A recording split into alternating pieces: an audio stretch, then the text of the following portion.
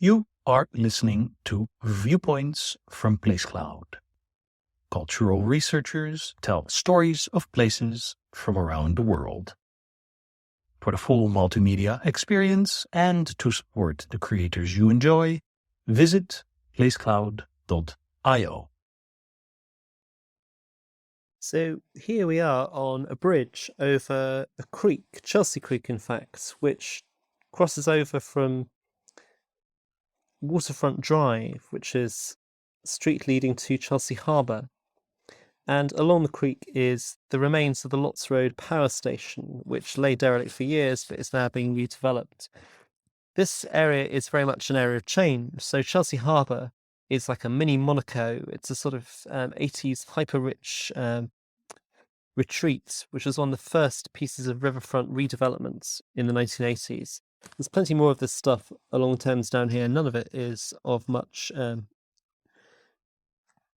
value, really. It's all pretty much, maximising the land and putting as much as you can on it at very high prices. Quite a lot of this is going on around Chelsea Creek as well.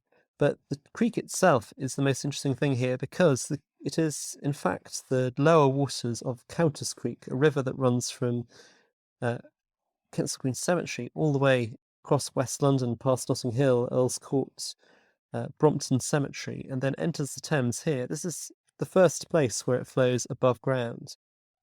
And until the end of the industrial era in inner London, the Chelsea Creek was surrounded by much less polished buildings and activities.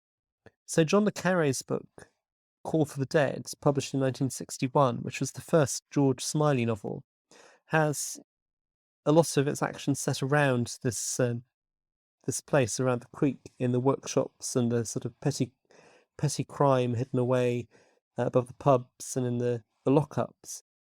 And its denouement takes place in a thick fog by the river at Chelsea Creek.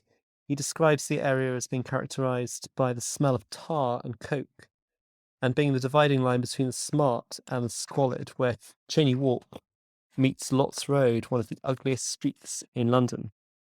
And in fact, this was filmed in 1967 as The Deadly Affair by Sidney Lumet, and the locations were from around here. So the former Balloon Tavern, now the Lots Road pub, on the corner just over to the left, is where some of the action takes place.